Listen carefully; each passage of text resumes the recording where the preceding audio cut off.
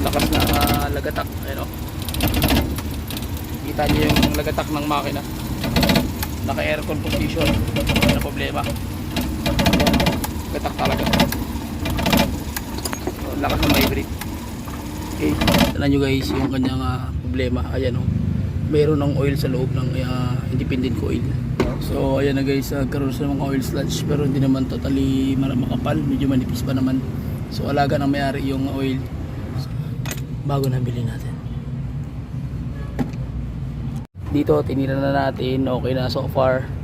Tapos ito, iglang ko muna saglit para yung treatment na lagi promote para totally makarecover yung makina niya. Okay. Off lang.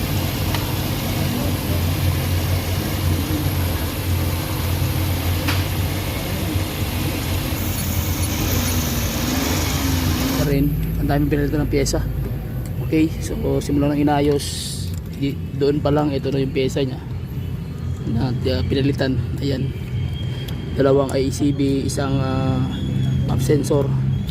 Okay, sa atin naman sira yung kanyang yung ID na aim natin, karamdam natin lakas na nilagay din nating hot engine treatment.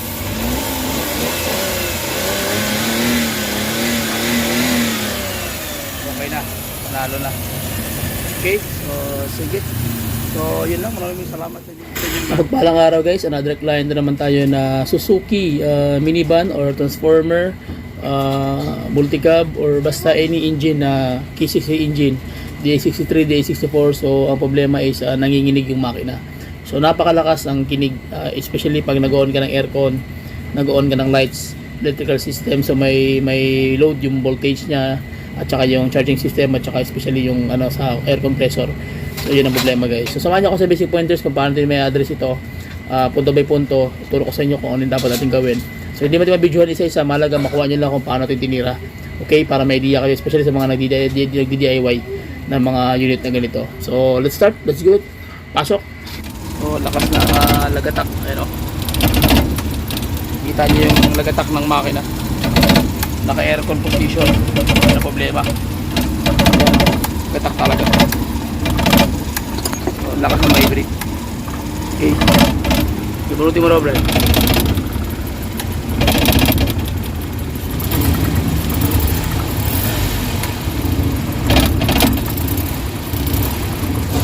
Mahina yung number 1.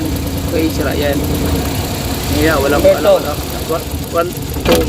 Pero siya, pero mahina ang kuryente, no? Oo. Number 2. Number 2, bro. Number 2 na. Medyo malakas siya, no?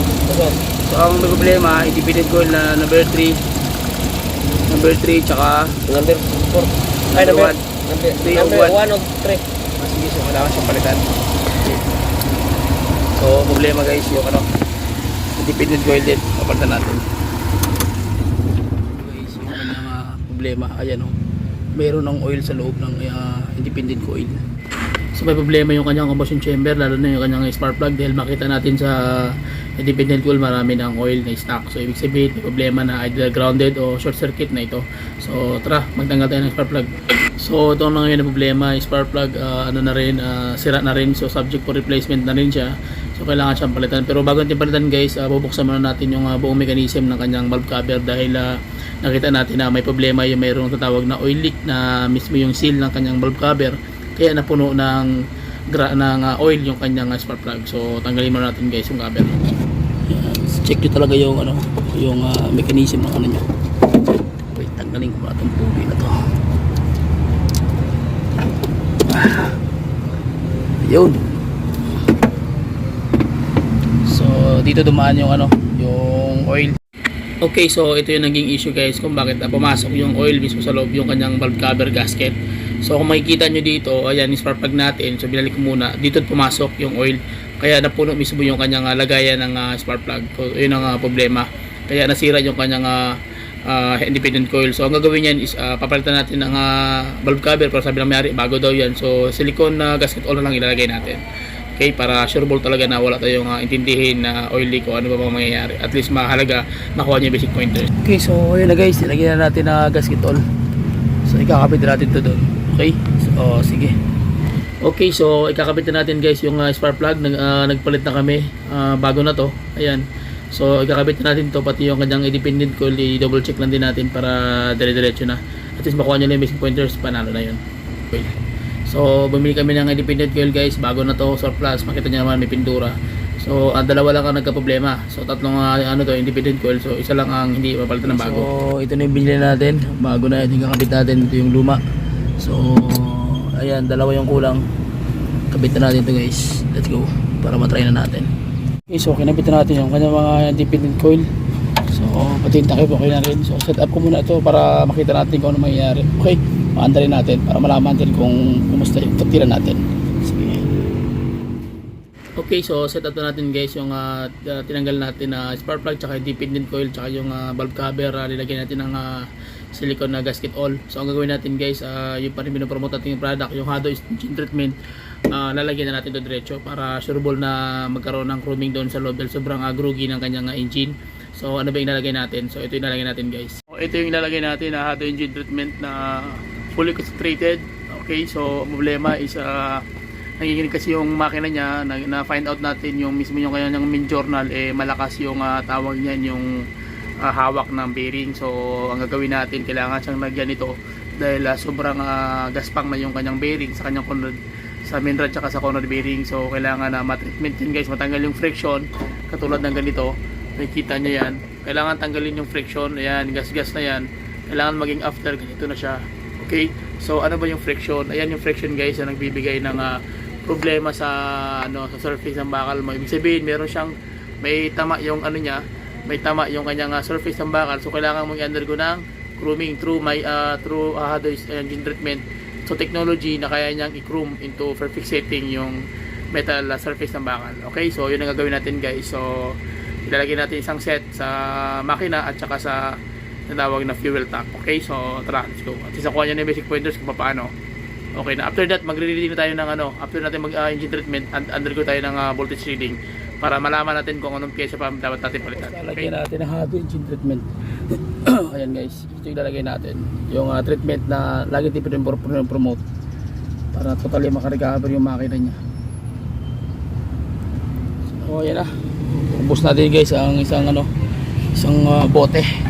So sunod natin ilalagay is ito naman sa kanyang fuel tank. So tara, let's go. Ito lang ihalo natin guys.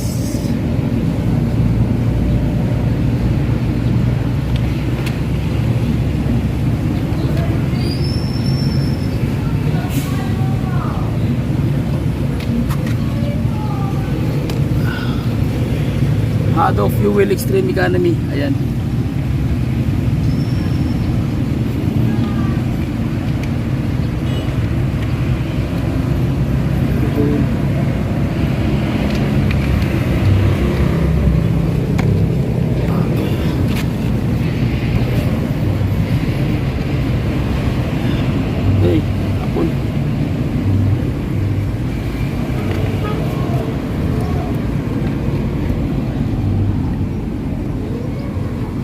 Init ng panahon sa Jensan.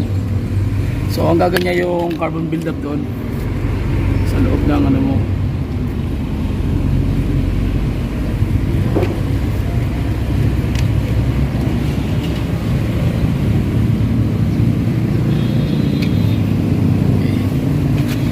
Okay.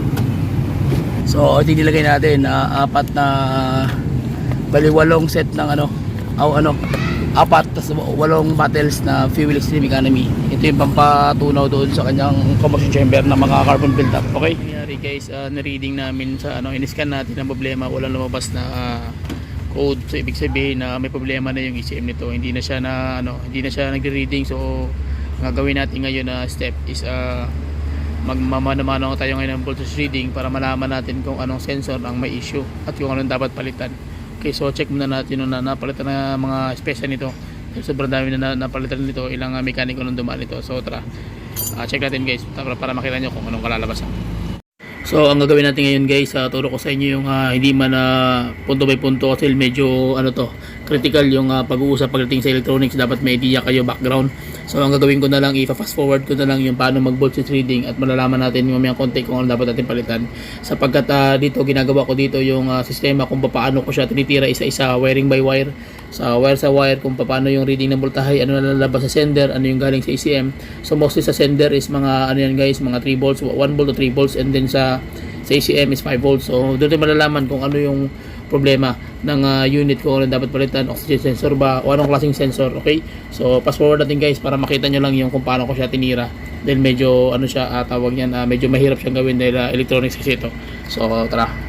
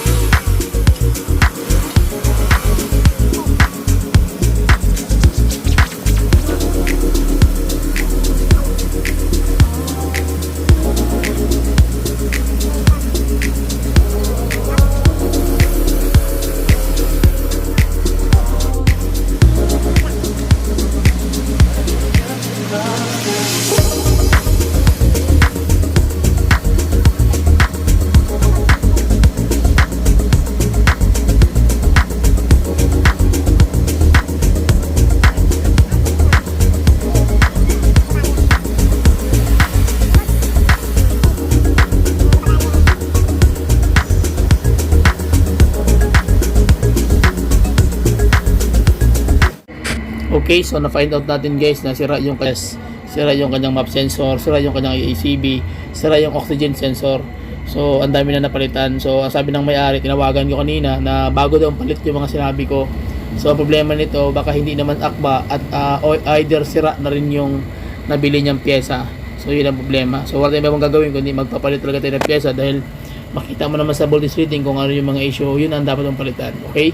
So pag hindi kayo marunong sa engine scan, so kailangan marunong kayo sa voltage reading. Pag sa voltage reading, sure ball talaga yan guys, walang hula-hula yan. Makukuha mo talaga kung ano yung problema. Okay? So pag hindi pa rin siya makuha, ibig sabihin ACM na yung sira. So sana hindi pa tayo dumating sa ganong punto. Okay? So sige, iyan ako muna guys. Kunin muna natin pyesa para makita natin kung anong kalalabasan ng usapan. So tara. Okay, so dako tayo guys sa pagtanggal ng mga sensor. Oxygen sensor, bank 1 po ito. So magpapalit na tayo nito. Tapos yung kanyang spark plug din, dumating yung may-ari, nagpabili ng brand new. So yung gusto niya yung mamahalin, so ikakapitin natin yan guys para sureball talaga yung tira. Okay, pagkatapos yung sensor lahat tatanggalin na natin yun guys. Kalas-kalasin ko muna yung lahat ng sensor sa kanyang throttle body para maisa ng natin, at least alam natin kung ano yung pinalitan natin na sistema. So mahalaga makuha nyo ng basic pointers, panalo na.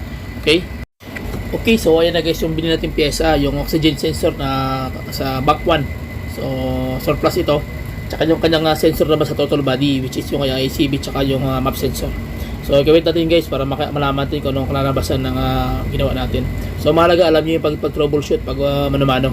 Ibig sabihin hindi ka magula-hula para sureball talaga na hindi ka bibili ng pyesa na hindi naman dapat palitan.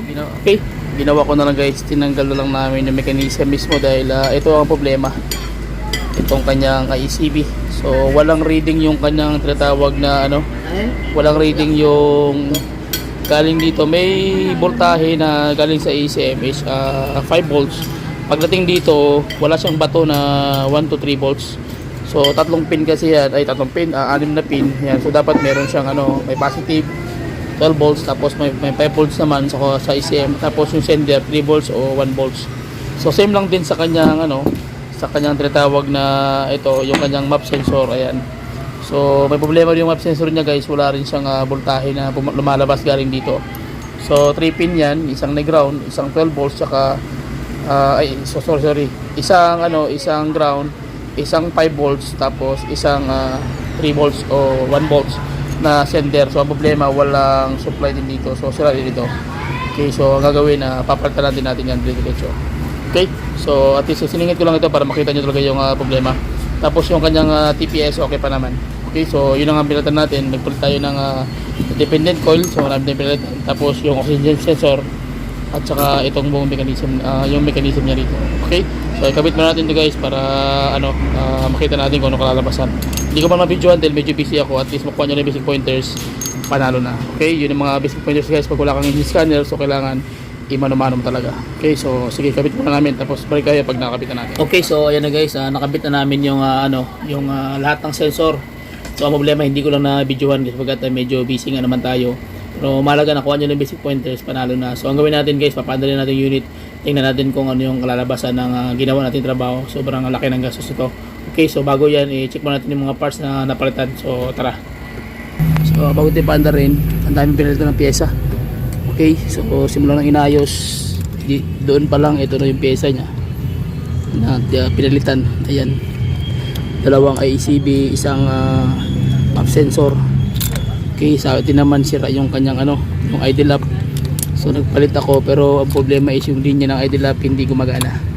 Okay, tapos yung oxygen sensor, ayan, nangyari, nakadalawang bili na may-ari ng oxygen sensor. Medyo talagang nahirapan na tayo may-ari nito dahil yung nabiling sensor na nila doon sira. So nangyari dalawa ng sensor na so yung isa kinabit na natin, tapos independent coil dalawa. Okay, so tapos na tayo. So paanda rin na natin. Tara, let's go. Okay, start natin. Napakan yung clutch.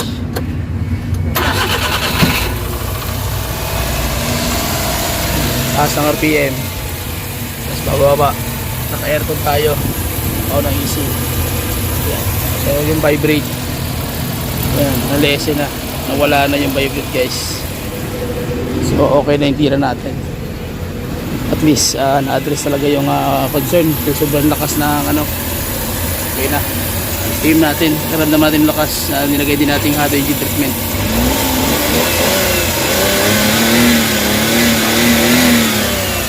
Okay na. Panalo na.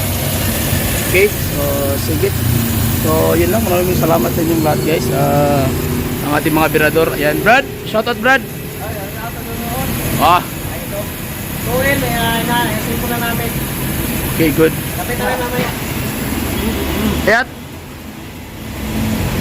Oh, Nel. Ramil, ang ating videoman. Okay, so yun lang guys. So tapos na tayo. Okay, so please subscribe to YouTube channel. Bye bye and God bless. See you. Okay. Alright. Okay.